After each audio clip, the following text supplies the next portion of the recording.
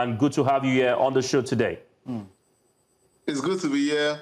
First of all, I would say it's a good development that we have an increase in the number of teams that we play in the WAFCON from 12 teams to 16 teams. All right. Yeah, it's good to be here on the show. All right. Oh, we already know where you stand about the expansion, which is good. But let's talk about the way and manner at which this expansion was done. I mean, for CAF, they came out and say, we're going to use the rankings. And then Egypt, Côte d'Ivoire, Cameroon, I think Mali also, going straight to join the other teams. And it looked like other countries are saying, yes, we're unfortunate to have been in that position in the rankings, but the football in our country is better than some of the teams that have qualified. While the countries that have qualified, Cameroon, a powerhouse in African women's football, are saying, we're happy, we're back to the African Women's Confederation. Is this fair, or is this the best decision or right decision from CAF? CAF took the easier route. They took the easier option. They don't have to spend money, faster decisions, and that's the easier option. But that's not the fair decision. Especially if you are one of the teams that did well in the second and final round. Let me use DR Congo, for example. DR Congo took on South Africa, one of the powerhouse nations when it comes to women's football. They lost only one game. They played a 1-1 draw in the first leg. Second leg, it was a 1-0 victory. So they lost 2-1 on aggregate. They will not be at the WAFCON. Egypt lost to Ghana 7 goals to nil over 2 legs. Egypt will be going to the WAFCON because they are just one spot above the ranking in Africa. DR Congo is 5, Egypt is number 4. Looking at the ranking of the team that lost out, in the final round. So they're going to feel bad, So it feels like CAF is awarding their form over the years instead of the current form. And for the WAFCON, they're supposed to send your strongest nation for the WAFCON and subsequently for the Women's World Cup. And it does not seem so because they have taken the shorter route, in using the ranking. Some would also say that this will not be done for the men. For the men's competition, for the AFCON, if they're going to be expanding, they would have announced before the qualifier started, so teams can qualify, to meet the number of teams that is expected to participate at the competition.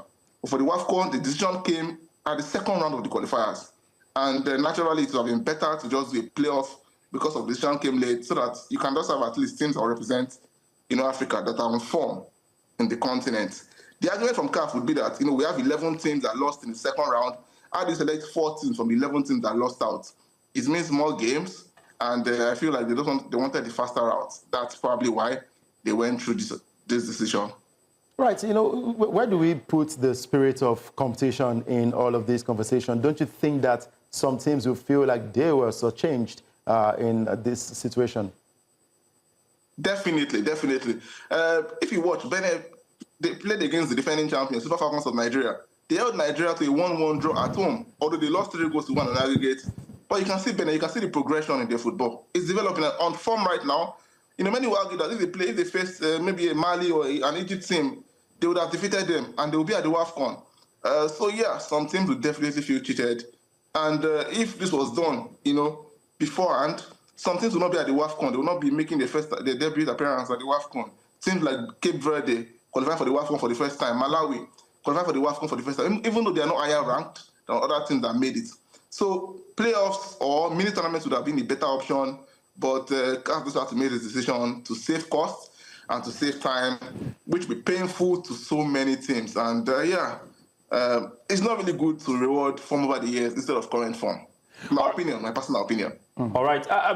Victor, I'm of the opinion that CAF is treating the women's game in a way that it's just what they have to do, other than, planning ahead and, be strategic about how they make this announcement. First of all, we saw how the WAFCON went in Morocco, the process of planning, the process of implementation. Not many were aware about the WAFCON in Morocco compared to what we're going to have in December for the men's AFCON. We've seen rebranded of their carrier in terms of their airline and how they are preparing. Now we're having decisions met, by the women's body. And I know for sure that CAF will not even try this when it comes to AFCON, trying to select teams to qualify based on, rankings. Is it not showing signs of a seriousness from CAF that we're having women's game that should be taken seriously, but we're just having decisions being made, right there, and they will expect to just take it hook, line, and sinker, compared to, what we used to see when it comes to AFCON and, planning when it comes to the men's game? I agree with you, absolutely. But the argument from CAF, I'm not going to defend CAF here, but the argument from CAF would be that there's more money in the men's game as against the women's game. So they show more planning, they pump more money into the organizing men's competition as against the women's competition. And it shows, it is clear. That is not how we want it to be. That is not what should be done. Ideally, we should also try and invest in women's facilities. From the camping of athletes, at the WAFCON, we saw some complaints from some of the players.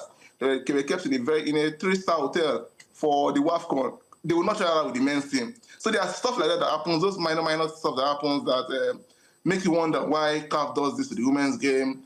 We understand that, spectatorship is not really there yet. Most of the games are not sold out yet as against the men's game. But you have to also show interest. You have to also invest to see the return. There have been some good developments from the increase in the prize money for the winners of the competition to an increase in the overall revenue, but more has to be done, to be honest. And these little things are the things that count, at the end of the day.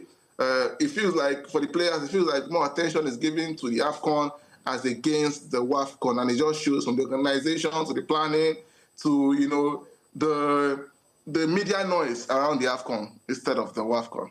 All right, and of course, some more teams will participate in this one as it has been increased. Morocco again will host, and this tournament will double as a World Cup qualifier.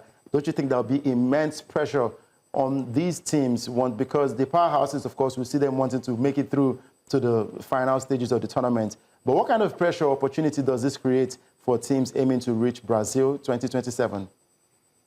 Well, yes, it's a good thing. 16 teams, more competition. But at the same time, it also ensures that, if you win your group game well, the powerhouses will not meet in the quarterfinals, and they don't cancel themselves out. Before in the past, we had 12 teams at the WAFCON, and it means that at least two of the powerhouses will meet in the quarterfinals, and they will cancel themselves out, and one of them will not be going to the World Cup. In 2022, which of the World Cup qualifiers, Nigeria faced Cameroon in the quarterfinals.